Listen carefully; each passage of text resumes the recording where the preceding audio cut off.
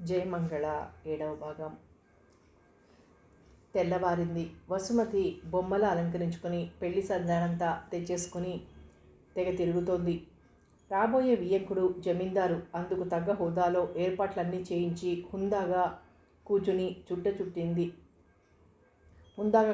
చుట్టముట్టించి పక్కనే కూర్చున్న రాజుతో లోకాభిరామాయణం ప్రారంభించాడు చౌదరి. మంగళ, ఏమిటా ముద్దు నిద్ర? రాత్రల్లా ఏం పాటు పడుతున్నావు? లేలే, పెళ్లివారు వచ్చే వేళ కూడా దగ్గరవుతుంది. మిగిలిన కలలు రాత్రి కందుగానిలే, లేచిరా వేగం అని కుదుపుతోంది వసుమతి. తెలివి రాగానే మళ్ళీ గుండెల్లోంచి వణుకు ప్రారంభమైంది మంగళకు. నిద్రలేమికి కళ్ళు కరకరలాడిపోతున్నాయి. ఏమీ ఎరగనట్టుండడానికి వీలైనంత బద్ధకం పులుముకుంటూ లేచి చూడబోయేసరికి గోవిందు రాత్రి పడుకున్న గదివైపు వెళ్తోంది వసుమతి. వీడింకా నిద్రపోతున్నాడన్న అర్థముంది. మరి అమెరికా వాళ్ళకి మన రాత్రి పగలుగా, అలవాటు ప్రకారం వీడికి రాత్రి నిద్రపట్టి ఉండదు. అయినా ఓ మూల పెళ్లివారు వస్తుంటే నిద్రపోతే ఎలా అనుకుంటూ గది తలుపులు తెరిచింది. యువతల మంగళ గుండెలో రైళ్లు పరిగెత్తనారంభించాయి. అరే, ఫారెన్ వెళ్ళొచ్చిన పాలెం బుద్ధులు పోలేనట్టుంది వీడికి.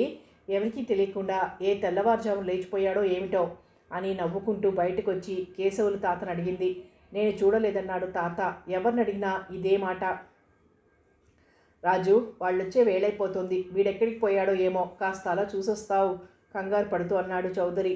అవును రాజు, అనుకున్న వేళకి వాళ్ళు కాస్త వచ్చేసి మనవాడు కనిపించకపోతే అమెరికా వెళ్ళొచ్చిన వీడికి పంక్చువాలిటీ, మేనర్సు లేవనుకోరు వాళ్ళు. ప్లీజ్ తొందరగా వెళ్ళిరా అని మరింత తొందర పెట్టింది వసుమతి. వసుమతి హడావిడికి, మాటల ధోరణికి నవ్వుకుంటూ చెప్పులేసుకుని బయలుదేరాడు రాజు. మరో 5 నిమిషాల్లో పడవంత కారు వచ్చి గేటు ముందరాగింది. కంగారు నడుచుకుంటూ భుజం మీద జరీ కండువా నేల పారాడుతుంటే హుందాగా ఎదురు వెళ్తున్నాడు చౌదరి. మంగళ, ఆ కారు చూసావా? దాన్ని ఇంపాలా అంటారు. అది విదేశీ కారు.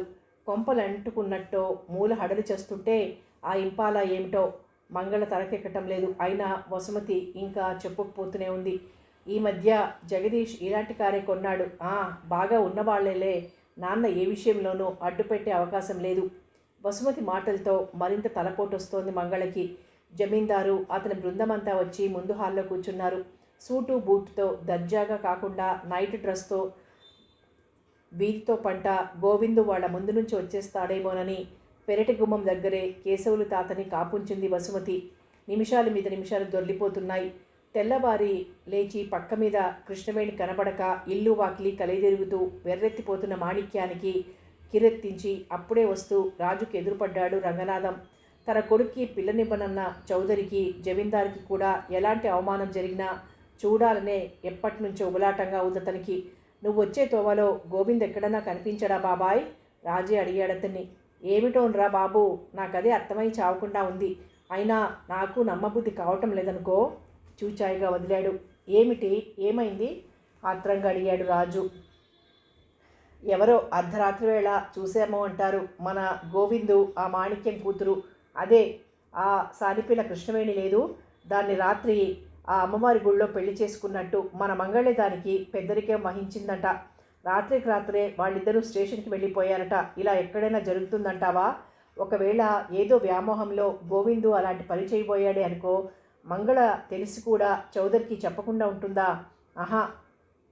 మాట వచ్చింది కదా అని చెప్తున్నాను. భూమి మీద పడిన దగ్గర నుంచి అతని దయాదాక్షిణ్యాల మీద పెరిగిన పిల్ల కదా అసలు. అందుకే నేను నమ్మలేకపోతున్నాను సుమా. అదంతా కృతజ్ఞురాలు అనుకోలేకపోతున్నాను. పాపం, కాస్త తొందరపాటు వగైరాలుంటే ఉండొచ్చు కానీ ఏమంటావు అంటూ అతి చాకచక్యంగా మంగళని ముద్దాయిగా రాజు మనసులో నిలబెట్టేసి తప్పుకున్నాడు రంగనాథం. సందట్లో సందడిగా మంగళకి కూడా తగిన శాస్తి అనుకున్నాడు. దిగ్భ్రమ చెందిపోయాడు రాజు. అంటే తన దగ్గర అమాయకంగా తలూపుతూనే మంగళ తన హెచ్చరికలేమీ ఖాతరు చేయడం లేదన్నమాట. అతని రక్తం ఉడికిపోతోంది. అదే సమయంలో గంప గంగారమ్మల జుట్టు విరబోసుకుని శోకాలు పెడుతూ చౌదరి ఇంటి ఆవరణలో ప్రవేశించింది మాణిక్యం. మంగళ పై ప్రాణాలు పైనైపోయాయి. ఆ దృశ్యం చూడగానే నా కొంప కూలిపోయింది బాబు, అన్యాయం అయిపోయాను. మీ అబ్బాయి గారు మా పిల్లని లేవదీసుకుపోయాడు చౌదరి బాబు. మీ వంటోరికి ఇది న్యాయమేనా అని గోల ప్రారంభించింది. చౌదరికి ఏమీ అర్థం కాలేదు. ఏయ్ మాణిక్యం, నీకేమిటి పిచ్చా ఎర్రా? అవతల పెద్ద మనుషులున్నారు, నీ గొడవేంటి?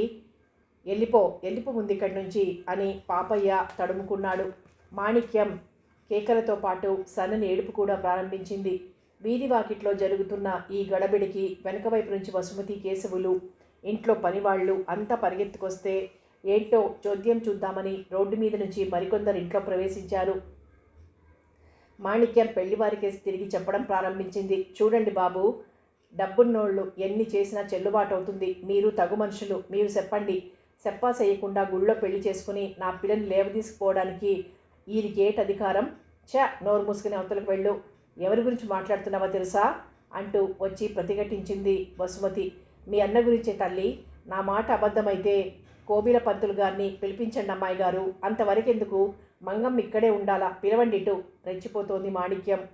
లోపల వసారాలో మంగళ గోడ కతుక్కుపోయింది. కత్తివేటికి నెత్తురు చుక్కలేదు ముఖంలో. రాజు కూడా అప్పుడే వీధిలో నుండి వస్తూ మంగళకేసి తినేసేటట్టుగా చూశాడు. జమీందారుకి అతని అనుచరులకి సంగతంతా పూర్తిగా అర్థమైంది. చిచి, ఎంత అమర్యాద, ఎంత అమర్యాద! చిత్కరించుకుంటూ లేచాడు పొన్నవలస జమీందారు. నేను ముందే చెప్తే విన్నావా బావా? అందుకే వంశమర్యాదలు తెలుసుకుంటే గానీ ఇలాంటి విషయాల్లో దిగకూడదంటారు. అసలు ఈ పాలెం వాళ్ల చరిత్రలన్నీ ఇలాంటివే ఉన్నాయి. మునసబు కొడుకు సంగతి తెలియగానే నేను చెప్పలేదు. అయినా నిన్నింకా ఏదో భ్రమ వదల్లేదప్పటికీ. ఇప్పటికైనా నిజం బయటపడింది. అందుకు సంతోషించు. పద పోదాం అని బావగారిని తీసుకుని విసవిస కారు దగ్గరికి నడిచాడు అతని బావమరిది. చౌదరి స్థాణువులా నిల్చునే ఉన్నాడు. అతని నోట ఒక్క మాట కూడా రాలేదు. మాణిక్యం మంగళ పేరెప్పుడైతే చెప్పిందో వసుమతికి, చౌదరికి కూడా అప్పుడే నిలువుగుడ్లు పడ్డాయి. ఏమే మంగళ, అసలేం జరిగింది? అది చెప్తున్నదంతా నిజమేనా? లోపలికొచ్చి భయంగా కొంచెం గుట్టుగా అడిగింది వసుమతి. మంగళ ఏమీ మాట్లాడలేదు. చౌదరి కుర్చీలో జారిపోయి కళ్ళు మూసుకుని తల పట్టుకుని కూర్చున్నాడు. వసుమతి భయపడింది. బయట నుండి వచ్చిన వాళ్ళకి సమాధానాలు చెప్పలేక కేశవులు సతమతమవుతున్నాడు. వసుమతి మాణిక్యాన్ని వారగా పిలిచింది. చూడు మాణిక్యం, జరిగిందేదో జరిగిపోయింది. ఇప్పుడు గొడవపడి ప్రయోజనం లేదు. అందో లేదో సర్రున లేచింది మాణిక్యం. ఎందుకు లేదు? ఏ లంతపిల్ల వింతనాన్ని చేసి దాన్ని చేతుల్లోకి బతకాలనుకుంటే ఇలా చేసినందుకు గొడవ పెడతానా? పెట్టి తీరుతానా? అదంతా తర్వాత ఆలోచిద్దాం. ముందు నాన్నగారి పరిస్థితి ఏమీ బాగాలేదు. దయచేసి నువ్వు ఇంటికెళ్ళు. బ్రతిమాలుతూనే వెనకతో వంట బయటకు నెట్టింది మాణిక్యాన్ని వసుమతి. చౌదరి మెల్లగా కళ్ళు విప్పాడు. ఎదురుగా వసారాలో మంగళ గోడ కానుకొని నిలబడి బిక్కుబిక్కుమని చూస్తోంది. కోపోద్రేకంతో అతని పళ్ళు పటపటలాడాయి. ఈ జరిగిన రహస్య చర్యలో మంగళ చెయ్యి కూడా ఉంది. తనకే ఏమీ తెలియలేదు. తెలిసి కూడా మంగళ చెప్పింది కాదు. ఏమాత్రం చూచాయగా ఈ విషయం తెలిసి ఉన్నా ముందే మేలుకునేవాడు. కనీసం పొన్నవలస జమీందారు అతని పరివారం చేత ఇందరి ముందు అంత హీనమైన మాటలు అనిపించుకునే పరిస్థితి వచ్చేది కాదు. చౌదరికి అన్నింటికంటే వాళ్ల చేత మర్యాద లేని వంశం అనిపించుకున్నందుకే పొడుచుకు చావాలనుంది. దయ్యమా, పోవే నా కళ్ళ ముందు నుంచి, పో ముందు! పిచ్చివాడిలా గట్టిగా అరిచాడు. మంగళ ఆల్చిప్పల్లాంటి కళ్ళెత్తి బెదురుగా చూసి అలాగే నిలబడింది. నాన్న, భయంగా వెనక నుండి వచ్చి భుజం మీద చేయి వేసింది వసు. వదులు నన్ను. దీని ఆగడాలకు అంతూ పొంతూ లేకుండా పోతోంది. నేను ఇకపై దీని ముఖం చూడదలుచుకోలేదు. పొమ్మను, ముందు దాన్ని ఎదురుగా ఉండొద్దని చెప్పు రెచ్చిపోతున్నాడు చౌదరి. మంగళ కదల్లేదు. ఏమిటా మిడిగుడ్లు? ఆయన చెప్పిన మాట వినిపించిందా లేదా? కంగుమంది రాజు కంఠం. తుర్రున తూనీగల బయటకు పరుగు తీసింది మంగళ. అయిపోయింది రాజు, నా పరువు పూర్తిగా గంగలో కలిసిపోయింది. వాడిలా చేస్తాడని ఎప్పటి నుంచో దీనికి ఒక ప్లాన్ కూడా వేసుకున్నారని నేను ఊహించనైనా లేదు. విన్నావు కదా, నన్నేం చేయమన్నావో చెప్పింకా అంటూ ఉన్మత్తుడిలా ఊగిపోతున్నాడు. నా అంచనా తప్పు కాకపోతే వస్తున్నప్పుడు కూడా ఒక దొరసాన్ని వెంటబెట్టుకు రాకపోతే చూడువాడు అని అప్పుడేదో నోటికొచ్చిన మాట మాట్లాడేసిన వసుమతి కూడా గోవిందు ఇచ్చిన ఈ షాక్ నుండి ఎంతకీ తేరుకోలేకపోతుంది. ఆ రోజు మంగళకు తనకు మధ్య జరిగిన సంభాషణ, మంగళ కన్నీళ్ల పర్యంతమవటం అన్నీ జ్ఞాపకానికి వస్తున్నాయి. వాడేదో వ్యామోహంలో పడి ఇష్టం వచ్చినట్లు వ్యవహరించాడనుకో. తెలుసుండి కూడా ఇది నాతో ఎందుకు చెప్పకపోవాలి రాజు? అయినా నా రోజులు బాగులేనప్పుడు ఎవరిననుకుని ఏం లాభంలే. ఇలాంటి దౌర్భాగ్యం పడుతుందని ముందే తెలిసి కాబోలు ఆమె గారు ముందుగానే తన త్రోవ చూసుకుంది అంటూ పసివాడులా కన్నీళ్లొత్తుకున్నాడు చౌదరి. మేడమెట్ల మీద ఓ వారుగా చింతాక్రాంతురాలై కూర్చుంది వసుమతి. బాబు, పాపయ్య మెల్లగా పిలిచాడు. చౌదరి వినిపించుకోలేదు. మళ్ళీ పిలిచాడు. 2 జాములవుతుంది అన్నాడో లేదో తాడెత్తున లేచాడు. అయితే ఏం చేయమంటావురా గాడిద? నా ప్రాణానికి గ్రహాల్లా దాపురించారందరూ అని అనువుగా దొరికిన పాపయ్యను కసురుకుంటూ ఉన్న వేళకి గుమ్మంలో టాక్సీ ఆగింది. వచ్చిన గోవిందు, కృష్ణవేణి, రాజు, ఆ మహానుభావుడు వచ్చినట్టున్నాడు, ఈ ఇంటితో రుణం తీరిపోయింది, దిక్కున చోటికి పొమ్మన్నానని చెప్పేయి అనేసి చకచక తన గదిలోకి పోయి తలుపు మూసుకున్నాడు చౌదరి. గోవింద్ వచ్చాడని తెలిసేసరికల్లా వసుమతి చట్టున లేచి హాలు మధ్యకొచ్చింది. రాజు, కేశవులు, పాపయ్య, మరిద్దరు నౌకర్లు అక్కడక్కడ నిలబడి ఉన్నారు. నవవధువు కృష్ణవేణిని వెంటబెట్టుకొని కాస్త మెరుగ్గానే వచ్చాడు గోవిందు. ఏం జరిగి ఉంటుందో ఎవ్వరూ నోరు మెదపకపోయినా ముఖాలు చూసి పోల్చుకున్నాడు. ఇబ్బందిగా అటు ఇటు చూసి నాన్నేరి అన్నాడు జనాంతికంగా. ఏ ఒక్కరిని ఉద్దేశించడానికి ధైర్యం చాలనట్టుగా. అన్నగారి అవస్థ చెల్లెలికి జాలి కొలిపినట్టుంది. గదిలోకి వెళ్ళి తలుపులేసుకున్నారు. చాలా కోపంగా ఉన్నారు అంది వసుమతి. ఎలాగో తెగించి నువ్వింత పని చేసావు, కానీ నా గతేమవుతుందో అన్న చిన్న దిగులు కూడా ప్రతిధ్వనించింది ఆ కంఠంలో. అవన్నీ గోవిందుకు బోధపడకపోయినా ఒక్క ఉదుటన చౌదరి ఉన్న గది గుమ్మం దగ్గరికి వెళ్ళి, నాన్న తలుపు తీయండి అన్నాడు ధైర్యం చేసి. రాజు, వాడున్నంతసేపు ఈ తలుపులు తెరవబడమని చెప్పు, లోపల నుంచి సమాధానం వచ్చింది. కానీ గోవిందుకి కాదు. దయచేసి ముందు తలుపు తీయండి నాన్న. గోవిందు అలా ప్రాధేయపడుతుంటే రాజుకి ఏ మూలైనా కాస్త జాలేసిందో లేదో చెప్పటం కష్టం, కానీ ఏదో లాంఛనంగా చౌదరి గారు అని మటుకు పిలిచాడు. రాజు, నేను వాడి ముఖం చూడదలుచుకోలేదని, వాడి నుంచి ఏమీ వినదలుచుకోలేదని చెప్పు. సిగ్గుంటే వచ్చిన దారినే వెంటనే వెళ్ళమను ఉరిమాడు చౌదరి గదిలో నుండి. గోవిందు ముఖం ఎరుపెక్కింది. సరే, అలాగే కానివ్వండి, నేనేం తప్పు పని చెయ్యలేదు, సిగ్గుమాలిన పని అంతకంటే కాదు, వెళ్తున్నా అని ఓ క్షణం ఆగి రాజు కేసి తిరిగాడు. సారీ రాజు, గెస్టుగా పిలిచి మీకు ఆతిథ్యం ఇవ్వలేకపోయాను, మరేమనుకోకు. రాజుకి మతిపోయినట్లయింది. గోవిందు మరికాస్త బతిమాలి చౌదరిని క్షమాపణ వేడుకుంటేనో, లేక చౌదరే గోవిందుకి ఎదురుపడి చెడామడా 4 దులిపేసి చివరికి క్షమించేస్తేనో బాగుండేదనిపించింది. కానీ అందుకు విరుద్ధంగా తండ్రి కొడుకులిద్దరూ ఎవరితోవన వారు పోతున్నారు. వసుమతికి కూడా ఇంచుమించు అలాగే అనిపిస్తోంది.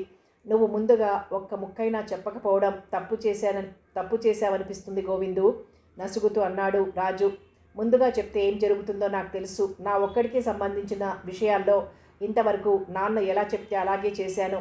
కానీ ఇది అలా కాదు. నాతో పాటు మరొక వ్యక్తి జీవితం కూడా ముడిపడి ఉంది. తీరా ఆయన కాదన్నాక ఎటు తేల్చుకోలేకుండా తయారవుతాను నేను. ఇది కృష్ణ జీవిత సమస్య కావటం చేత నేను ఇలాగే చేయవలసి వచ్చింది అన్నాడు గోవిందు. వసుమతి డీలా పడిపోయి మూగగా నిల్చున్న కృష్ణవేణినే కన్నార్పకుండా చూస్తోంది. ఆమె ముఖం కళ్ళగా అమాయకంగా ఉంది. మాణిక్యం కూతురిగా చిన్నప్పటి నుండి చెలామణి కావటం తప్పితే ఆ ఇంటి కోడలు కావటానికే ఇంకే అడ్డంకులు లేవనిపిస్తుంది. గోవిందు కాసేపు చుట్టూ చూసి మంగళేది అని అడిగాడు వసుమతిని. నీ ధర్మమాని నాన్న దానికి కూడా గడప తొక్కొద్దని పంపించేశారులే. ఉక్రోషంగా లోపల ఆక్రోశాన్నంతటినీ సందు దొరికింది కదా అన్నట్లు ఆ ఒక్క ముక్కలోనే చెప్పేసింది. అదెన్నాళ్లులే, అన్నమాటలకి లెంపలేసుకుంటున్నా. రావే మహాతల్లి అని ఆయనే వెళ్ళి పిలుచుకొస్తారు. నాకు ఆ విషయంలో సందేహం ఏమీ లేదు. కానీ ఇంతకీ అదేం చేసిందని ఖాతరు చేయకుండా అడిగాడు. ఏం చేసిందో నీకు తెలియదేమిటి? దూకుడుగా అడిగింది వసుమతి. మంగళ సంగతి వచ్చేసరికి మళ్ళీ రాజు కొళ్ళు మండిపోయింది. గోవిందు చిన్నగా నవ్వేశాడు. నేనంటే దానికి వల్లమాలిన ప్రేమ, అందుకే మీకిద్దరికీ ఒకే గతి పట్టింది ఇప్పుడు విసురుగా అంది వసుమతి. సర్లే, నా మీద కోపం ఇంకెవరి మీద చూపించక్కర్లేదని చెప్పు. పొరపాటు తప్పు ఏమైనా ఉందనుకుంటే నాది, కానీ అదేం చెయ్యలేదు. నేను వెళ్తున్నా. ఈ ఇంట్లో నా అవసరం పడి స్వయంగా ఆయన పిలిచినాడే వస్తాను మళ్ళీ. పదకృష్ణ అని కదిలాడు. మాణిక్యం, నీ కూతురు అల్లుడు వచ్చినట్టున్నారు అని రంగనాథం కబురు అందివ్వగానే వచ్చి పడింది మాణిక్యం రంకెలేసుకుంటూ. వచ్చిన టాక్సీలోనే మెలిదిరిగిపోతున్న గోవిందు, కృష్ణవేణి నిర్ఘాంతపోయి నిలబడిపోయారు. జనం గుమిగూడారు. లోపల కిటికీలోంచి ఆ దృశ్యం చూస్తున్న చౌదరి రక్తం ఉడికిపోతోంది. ముందేదో దబాయించపోయిన మాణిక్యం గోవిందు ఉగ్రరూపం చూసి జడిసి కాస్త వెనక్కి తగ్గింది. మైనారిటీ తీరిన పిల్ల తన ఇచ్చానుసారం చేసుకున్న పెళ్లికి అడ్డు పెట్టేవాడెవడూ లేడు. అట్టే నోరు మూసుకుని అడ్డదిడ్డంగా మాట్లాడావంటే బలవంతాన మీ వృత్తిలో దించబోయావన్న నేరం మీద నీ మీద కేసు పెట్టవలసి వస్తుంది. దురుద్దేశాలు మానేసి ఏ మూలో రామకృష్ణ అనుకుంటూ హాయిగా బతుకు.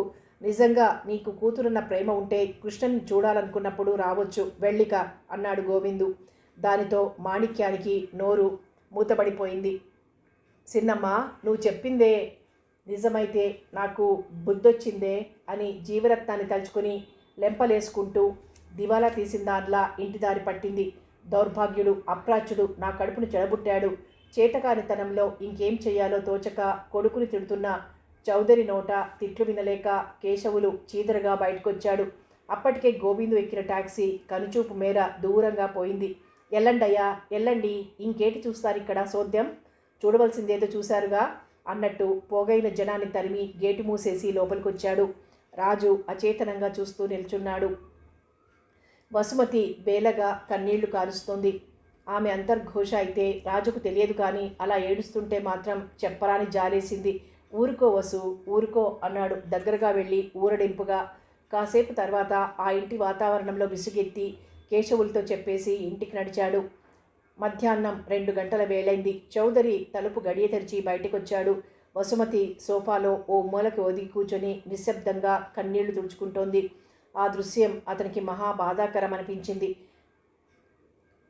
కూనని పెంచితే గండైంది, కూటి కుండలికి ముప్పైందన్న సామెత రుజువు చేశాడులే ఆ దౌర్భాగ్యుడు. వాడి కోసం మనం ఏడుస్తూ కూర్చోవడమేమిటి, తెలివి తక్కువ. లేమ్మా లే, భోజనం చేద్దాం పదా అన్నాడు గంభీరంగా. చౌదరి కంఠం వింటూనే పాపయ్య చకచక టేబుల్ సర్దేశాడు. చౌదరి వసుమతి వచ్చి కుర్చీలో కూర్చున్నారు. కేశవులు, రాజు ఎక్కడున్నాడో పిలు, పాపం అతన్ని కూడా ఎండగట్టాను అన్నాడు నొచ్చుకుంటూ. అప్పటికి రాజును పిలిచిన సంగతి జ్ఞాపకం వచ్చి, రాజుబాబు ఎప్పుడో వెళ్ళిపోయినాడు బాబు అన్నాడు కేశవులు. చిబుక్కుమంది చౌదరి మనసు. అయినా వసుమతి కోసం మొండితనం తెచ్చుకుంటూ అన్నంలో చేతులు పెట్టాడో లేదో మళ్ళీ ఆగిపోయాడు. అదేది అన్నాడు కోపంగా వసుమతి కేసి తిరిగి.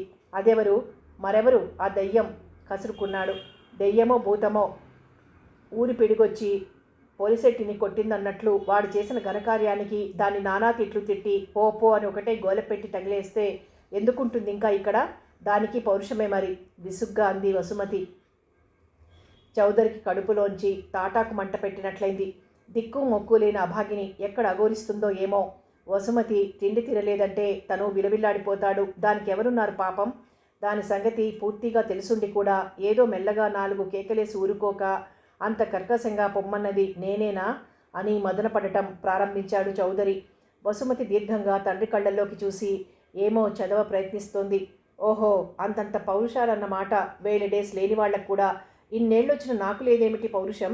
బ్రతిమాలి తీసుకొచ్చి బువ్వ తినిపిస్తాననుకుంటుందేమో. వెళ్ళమను చేసిన దానికి పశ్చాత్తాపం పోయి పౌరుషమట పౌరుషం అంటూ పంతంగా భోజనానికి ఉపక్రమించాడే కానీ అతనికి ఒక్క ముద్ద కూడా సవ్యంగా గొంతు దిగలేదు. అప్పుడే ఊళ్ళో పెత్తనాలన్నీ ముగించుకొని ఇల్లు చేరుతున్న రంగనాథానికి విసుగ్గా కోపంగా నీరసంగా నడుచుకొని వస్తున్న రాజు ఎదురుపడ్డాడు. మంచి సమయం, మరో సమిద వేస్తే మంగళరోగం పూర్తిగా కుదురుతుంది అనుకున్నాడు. ఇంత ఎండవేళ ఎక్కడి నుంచి బయలుదేరావు నాయనా? భోజనమైనా చేశావా లేదా అని ఆప్యాయంగా పలకరించాడు. ఏం భోజనంలే బాబాయ్, పాపం ఆయనో మూల ఆ పిల్లో మూల ఎవరి మానాన వాళ్ళు కుళ్ళి బాధపడుతుంటే ఇంత బతుకు బతికి ఇంటవతల చచ్చినట్లు ఏమిటో చౌదరికి పాపం పాడు రోజులు. పాముకి పాలు పోస్తే విషమైందని అని ఉపోద్ఘాతంగా 2 మాటలు చెప్పి అందుకే తిండి తిప్పలు లేకుండా ఇంటికి పోతున్నావన్నమాట. ఈ 2 జాముల వేళ వెళ్ళి వండుకుందామనా పస్తులుందామనా? నీకింకా బాబాయ్ అన్నవాడొకడు అఘోరిస్తున్నాడు బాబు, అది మర్చిపోకు. పద భోజనానికి అంటూ రాజుని బలవంతాన తన ఇంటికి లాక్కెళ్ళాడు. తిండి పెట్టిన కంటే ఎక్కువ మంగళ మీద కావలసినన్ని నూరిపోసి తన పొట్ట నింపుకున్నాడు. మంగళ గురించి అన్ని మాటలు వినవలసి వచ్చినందుకు రాజుకు చాలా బాధగా ఉంది. మళ్ళీ జన్మలో మాట పడే పరిస్థితి రాకుండా బాగా తెలిసొచ్చేలా ఆ పిల్లకెలా బోధపరచాలా అన్న యోచనలో పడ్డాడు. ఈ వాళ్ళెక్కడ మంగళ మనసులో లేదు ఎవరికి. ముఖ్యంగా రాజు ఎదుట పడటానికి ముఖం చెల్లడం లేదు. తండ్రిలా చూసే చౌదరి చేత నలుగురి ముందు అవమానంగా గెంటబడింది. అందరూ తనని అదోలా చూస్తున్నారు. అలాంటి చూపుల్ని ఎప్పుడూ ఖాతరు చేయకపోయినా ఇవాళ సూదురు గుచ్చుకుంటున్నట్లుంది. రాజు ఏమిటంటాడో ఏమో. అతనికి తను మాట పడడం బొత్తిగా కిట్టదు. అతనికి అనుగుణంగా తిరగాలని ఎంత ప్రయత్నించినా సాధ్యపడలేదు. ఇప్పటికీ తన మీదున్న బోలెడు ఫిర్యాదులు రాజుకి ఎంతో కష్టం కలిగించాయి. చివరి హెచ్చరిక కూడా అయిపోయింది. అది అతను ఎంత నెమ్మదిగా చెప్పినా తన హృదయానికి సూటిగా పలుగులాగే తగిలింది. గత్యంతరం లేదిక. రాజు 2 కాళ్ళు పట్టుకుని జరిగిన దానికి క్షమించమని వేడుకొని లెంపలేసుకోవాలంతే అనుకుంటూ ఒంటరిగా ఎక్కడెక్కడో గడిపి పొద్దు గుంకబోయే వేళకు ఇల్లు చేరుకుంది మంగళ. తలుపులు తెరిచే ఉన్నాయి. పెరట్లోంచి ఆవు ఒకటే అరుస్తోంది. ప్రాణాలు బిగపట్టుకుని అడుగులు వేసుకుంటూ గుమ్మంలో అడుగు పెట్టింది. రాజు లాంతరువత్తి బాగా హెచ్చించేసి పుస్తకాల షెల్ఫ్ దగ్గర కుర్చీలో కూర్చొని ఏదో పుస్తకం చదువుకుంటున్నాడు. ఘల్ ఘల్ మంటూ టక్కున మువ్వల శబ్దం ఆగిపోయింది. వెనక్కి తిరిగి చూశాడు రాజు. మంగళని నక్కసిక పర్యంతం ఓ మారదోలా పరికించి మళ్ళీ పుస్తకంలో తలదూర్చేశాడు. ఆ చూపులు తనని దహించి వేస్తున్నట్లుగా విలువిల్లాడుతూ రాజు అంది బాధగా మంగళ. చివ్వున మంగళ కేసి తిరిగాడు రాజు. నీ నోటితో నన్ను పిలవకు, వింటుంటే నాకు ఏదో గట్టి మాట వాడి మంగళని భయపెట్టాలనిపించింది రాజుకి. చాలా అసహ్యంగా ఉంది అనేశాడు. అసహ్యం అన్న మాట వాడాలని మాత్రం రాజు అనుకోలేదు. నోరు జారి వచ్చింది. రాజు కావాలని అలాంటి మాట అనలేడని ఎంత సముదాయించుకున్నా మంగళకు ఆ ముక్క చురకలాగే తగిలింది. అయినా కిమ్మనలేదు. నన్ను క్షమించు రాజు, ఇంకెప్పుడు జన్మలో నీకు ఇష్టం లేని పనులు చెయ్యను అని వెంటనే కాళ్ల మీద పడటమొక్కటే శరణ్యమనుకుంటూ ఆ మాటలు 4-5 సార్లు 10-15 సార్లు తన నోటిలోనే ఉచ్చరించుకుని చివరికి పెదవులు తడుపుకొని మెల్లగా నోరు విప్పబోయింది. మళ్ళీ ఎందుకు వచ్చావు ఇక్కడికి? పరువు మర్యాద నీకు ఇక్కడ లేకపోయినా నాకు కావాలి అంటే అంది. అనాలనుకున్న మాట మర్చిపోయి పౌరుషం తన్నుకొస్తుంటే, పరువు మర్యాద అంటే ఏమిటో కూడా తెలియని దానివన్నమాట. రాజు బెబ్బులిలా హుంకరించింది మంగళ. కాళ్ల మీద పడాలన్న విషయం విస్మరించింది. షటప్, నా పేరెత్తదని ఎన్నిసార్లు చెప్పాలి? కాళ్ల బేరానికి రావాల్సింది పోయి మంగళ పెంకిగా ఎదురు తిరుగుతున్నట్లు తోచింది రాజుకి. మంగళ బాధగా పెదవులని అదుపులో పెట్టుకుంటూ పక్కకు తిరిగిపోయింది. చేయదలుచుకున్న పనేదో మౌనంగా ఉండే చేస్తూ ఉంటుంది. ఈ మారు అంత తేలిగ్గా వదిలిపెట్టకూడదనుకున్నాడు రాజు. వెళ్ళు, ఇక్కడుండొద్దు కరుకుగా అన్నాడు. చౌదరి ఇంట్లో కూడా చోటు లేకుండా చేసుకున్న మంగళ తన బలహీనతను గుర్తించి ఈ మాటతోనైనా దిగిరావాలని. ఎక్కడికి వెళ్ళమంటావు?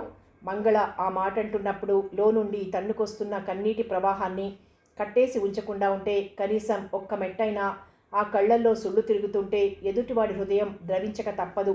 అంత దయనీయ స్థితిలో ఉన్న ఆమెను తిరిగి ఒక్క మాట అనకుండా కరుకుగుండె వాళ్లకు కూడా మనసొప్పదు. కానీ మంగళ కళ్లల్లో నిర్లక్ష్యం కనిపించింది రాజుకి. ఎక్కడికి వెళ్ళమని నన్నడుగుతావేం? ఊరిలోని సానిపేటలు చచ్చటిపేటలు అన్నీ నీవేగా. పంది బురద మెచ్చు పన్నీరు మెచ్చునా అని ఊరికే అన్నారా? తన పశ్చాత్తాపాన్ని తెలియజేయడానికి కూడా అవకాశం ఇవ్వని రాజు అంతరంగమేమిటో మంగళకి అంతుపట్టకుండా పోతోంది. ఏం, నా నోటితో నీ పేరు పలికినందుకే అసహించుకున్న వాడిని నన్నిన్ని మాట్లాడే హక్కు నీకేముంటుంది? చాలాసేపు ఆలోచించాక మంగళ అంది. అయితే హక్కు నాకు కాకపోతే ఇంకెవరికి అంటూ రాజు పేచీకి దిగాలన్న ఆమె ఆశ మాత్రం నిరాశ అయింది. నిజమే, నాకేమీ హక్కు లేదు, వద్దు కూడా. ఇప్పటికైనా పొగరు తగ్గి మంగళ కాళ్లబేరానికి వస్తుందని రాజు ఎదురు చూశాడు. మంగళ నీరు కారిపోయింది. హక్కు లేదు, వద్దు కూడానా? ఛీ, ఈ మాట అంటున్నది నువ్వేనా? ఆ రామంబావ తమ్ముడివేనా? ఇంత చదువు చదివి చదువులో నీ అంత తెలివైన వాడు లేడనిపించుకున్న రాజువేనా? అవునులే, కప్పకి నువ్వే ప్రపంచం, నీకు నీ చదివే లోకం. ఈ లోకాన్ని అర్థం చేసుకోగల తెలివితేటలు నీకు సున్నా అని తెలియని నేనే నీ గురించి ఏమేమో గొప్పగా ఊహించాను.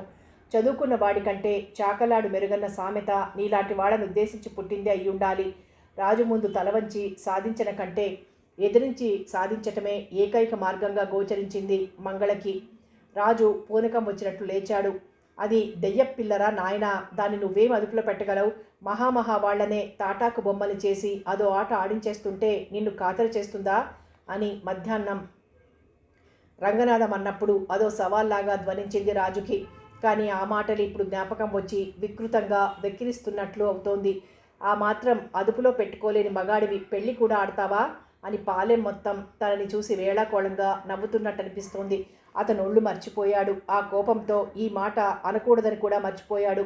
అవునులే, కులము గోత్రము లేని లేచొచ్చిన తల్లిదండ్రులకు పుట్టిన నువ్వు గొప్పదానివి రాజు. లేచొచ్చిన తల్లిదండ్రులు అన్న మాట చెవుల పడుతూనే పులిలా చూస్తూ మీద కురికినంత పనిచేసి 2 చేతులతో అతని గుండెల మీద చొక్కా పట్టుకొని బలంగా మనిషిని అటు ఇటు గుంజాయించి విసురుగా ఒక్క తోపు తోసేసింది మంగళ. రాజు పందిరి మంచాన్ని ఆసరాగా పట్టుకొని ఎలాగో పడిపోకుండా నిలదొక్కున్నాడు. మంగళ కళ్ళల్లో నిప్పుల వర్షం కురుస్తోంది. ఆ పిల్ల ఎన్నిసార్లు తనతో పోట్లాడింది, పేచీలు పెట్టింది, వేళాకోళాలు చేసింది. ఎన్ని మాటలన్నా దులపరించుకొని ఎప్పుడూ నీకన్నా ఓ మెట్టు పైదాన్నే సుమా అంటూ తన ఆధిక్యత నిలబెట్టుకుంది. కానీ ఇలాంటి అపర కాళికా అవతారంలో మాత్రం రాజుకెన్నడూ దర్శనమివ్వలేదు. అదే తనుకాక మరొకరై ఉంటే మంగళ వాళ్ల పేగులు తీసి మెళ్ళో తప్పక వేసుకుని ఉండేదనిపించింది రాజుకి. ఒక్కసారి తల పీల్చుకుని దిమ్ము వదిలినట్లుగా మళ్ళీ చూశాడు మంగళకేసి. ఈసారి మంగళ నేత్రాలు ఎర్రని బాదాం పళ్ళల్లా ఉన్నాయి. ఆ నేత్రాల్లోంచి ఉబికి ఉబికి ప్రవహిస్తోంది కన్నీరు. ఆమె అలా చూస్తూనే ఉంది. మందలించబోయి అవమానించి ఘోర అపరాధం చేశారని కుళ్ళిపోయాడు రాజు. కానీ మంగళని క్షమాపణ కోరడానికి అతనికి మాటలే లేవనిపిస్తోంది.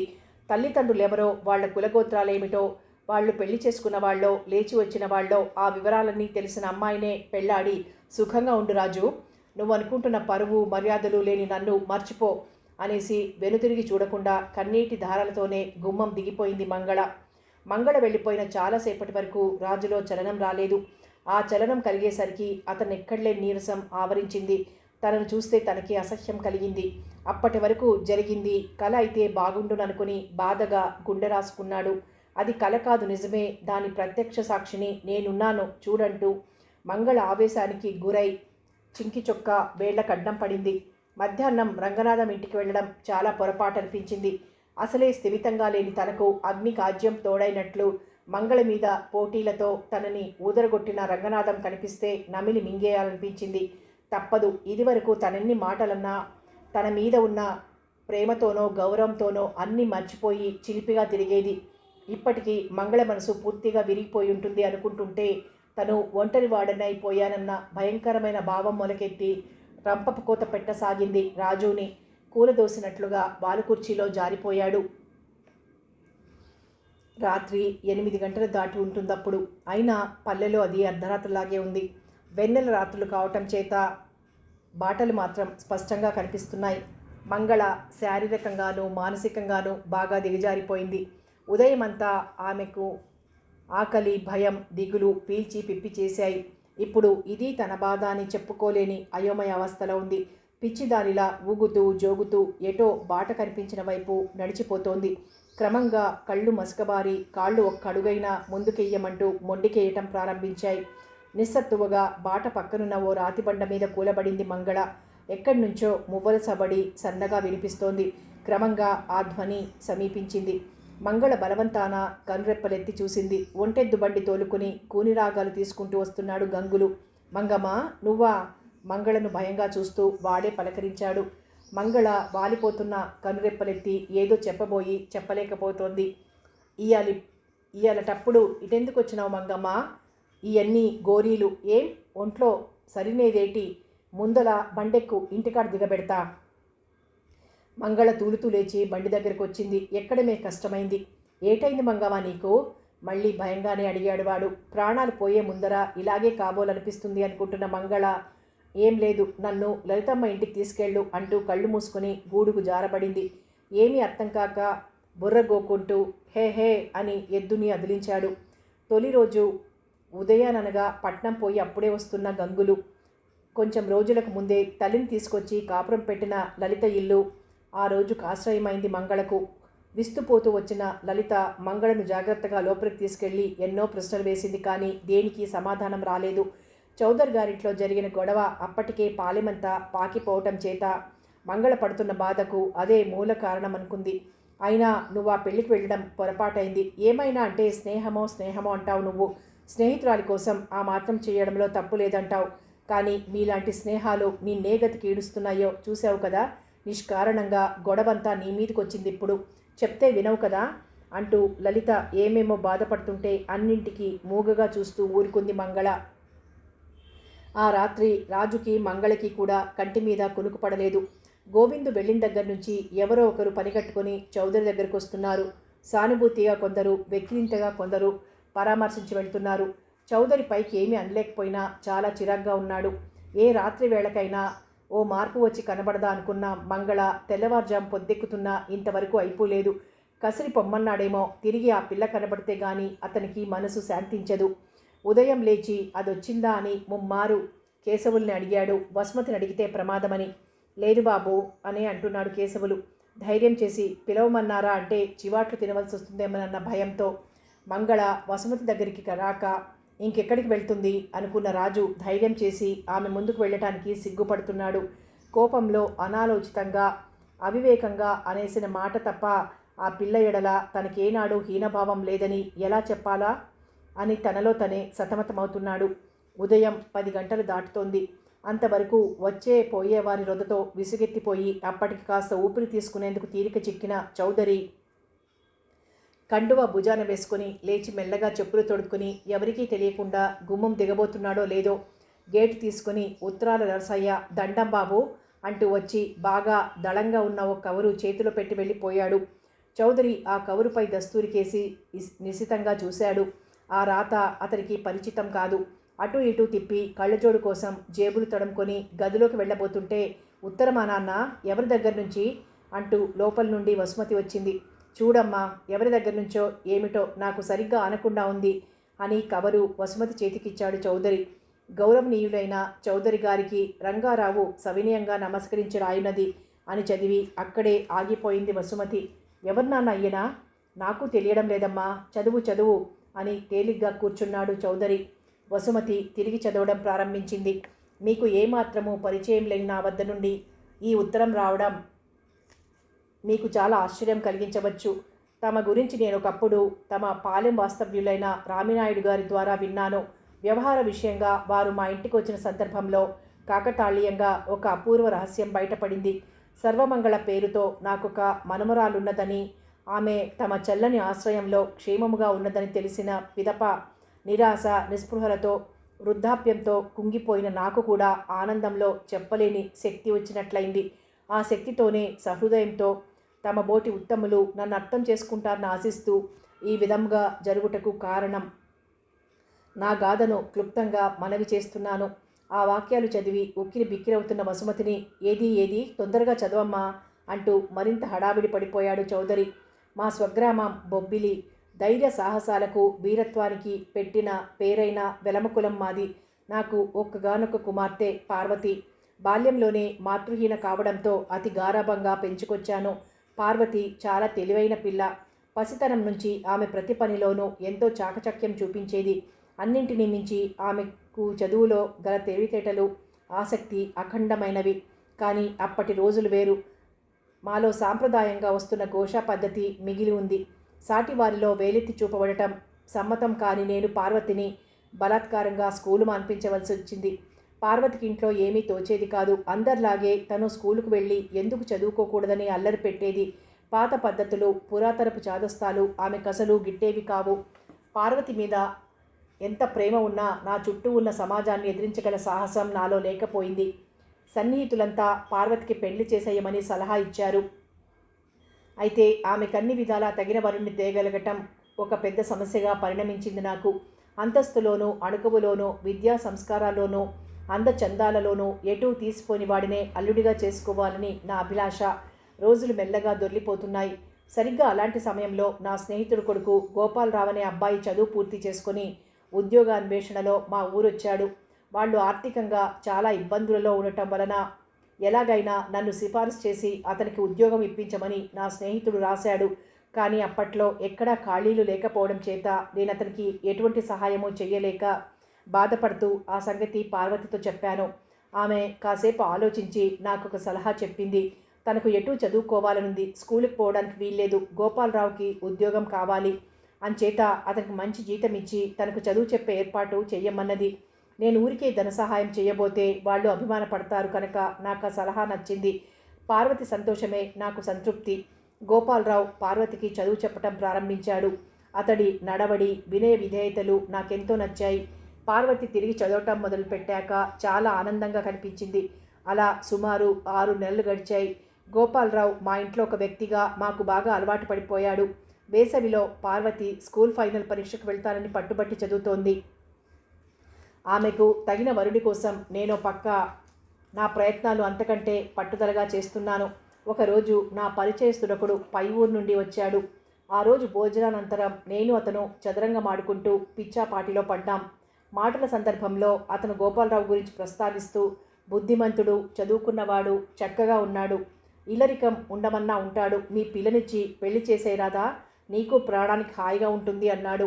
నేనెన్నడూ అలాంటి ఆలోచన చెయ్యలేదు. మా అంతస్తుకి తగిన ఘనమైన సంబంధం చెయ్యాలన్న దృష్టిలో ఉన్న నాకు అతని మాటలు చాలా వెగటుగా తోచాయి. అది జరగటం అసంభవమని, నా వద్ద ఇక ఎన్నడూ అటువంటి ప్రస్తావన తేవద్దని చాలా గట్టిగా మందలించాను అతన్ని.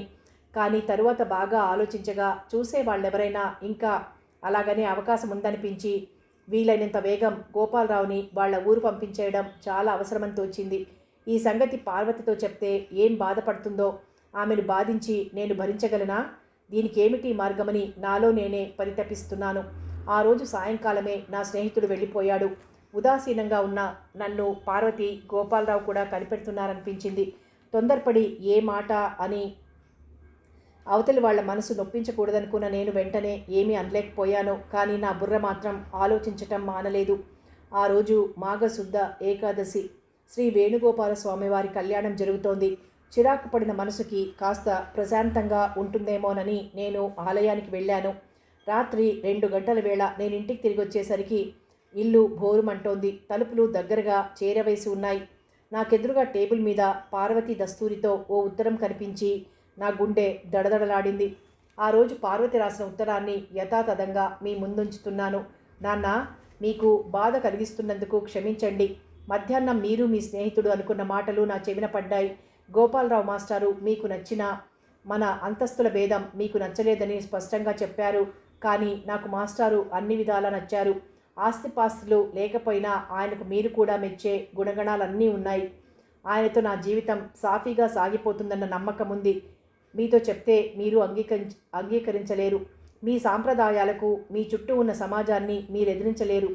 ఆ సంగతి నా చదువు మాన్పించిన నాడే బాగా బోధపడింది నాకు. ఈరోజు చాలా మంచి రోజు. దేవుడు ఆర్భాటంగా పెళ్లి చేసుకుంటున్నాడు. అటువంటి ఆర్భాటాలేమీ లేకపోయినా మేము పెళ్లి చేసుకునే చాలా దూరం వెళ్ళిపోతున్నాం. నా కోసం వెతికించకండి.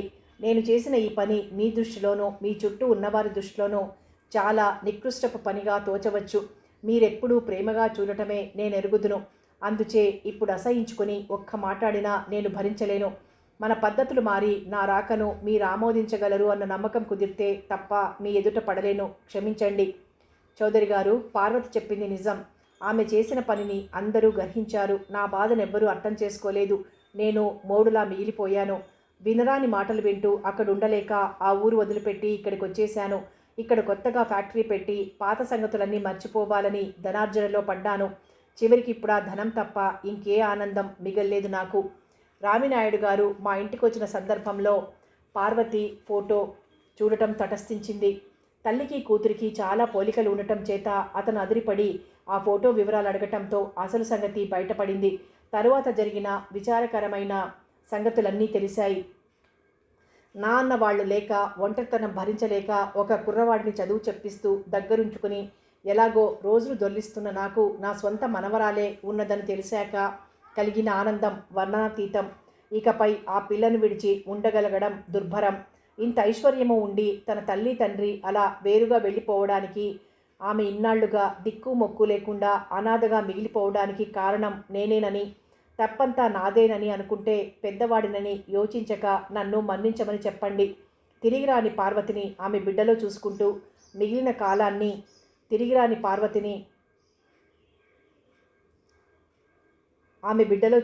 మిగిలిన కాలాన్ని ఆనందంగా గడపాలన్న నా ఆశను నిరాశ చేయొద్దని నేను కోరానని మరీ మరీ తెలపండి.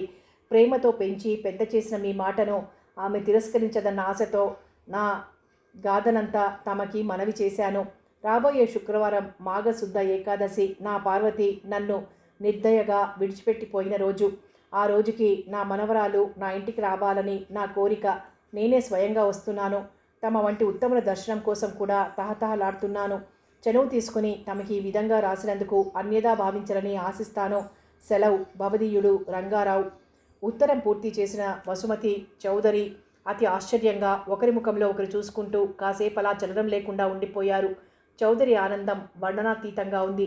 మంగళ ఫలానా అనుకుంటుంటే అతనికి చతుర్భుజాలు మొలిచినట్లయింది. ఆ సంతోషంలో గోవిందు చేసిన పని, దాని వలన అతనికి కలిగిన వేదన ఎటో ఎగిరిపోయాయి. దాని అదృష్టరేఖ ఇప్పటికి బయటపడింది నాన్న. కళా నిజమా అని నాకే నమ్మబుద్ధి కావటం లేదు అంటూ ఒకటే సంతోషపడిపోతోంది వసుమతి. అది పులిపిల్ల అని ఎప్పుడూ అనుకునేవాడిని, కానీ బొబ్బిలి పులి కూడా అని ఇప్పుడు తెలిసింది. తరతరాలుగా ప్రవహించుకొస్తున్న సాహసిక రక్తపు జాడలు ఎక్కడికి పోతాయి? ఏది కబురు పంపించడానికి వేగం. కేశవుల్నిలా పిలు అంటూ కంట్లో సన్నని నీటి తెర మెరుస్తూ ఉంటే హడావిడి పడిపోతున్నాడు చౌదరి. వద్దొద్దు, నేనే స్వయంగా మంగళకి శుభవార్త ముందుగా చెప్పాలి. నేనే వెళ్తానా అని చెప్పుల్లో పాదాలుంచి చకచక రాజు ఇంటికేసి నడక సాగించింది వసుమతి. 8వ భాగంలో మళ్ళీ కలుసుకుందాం.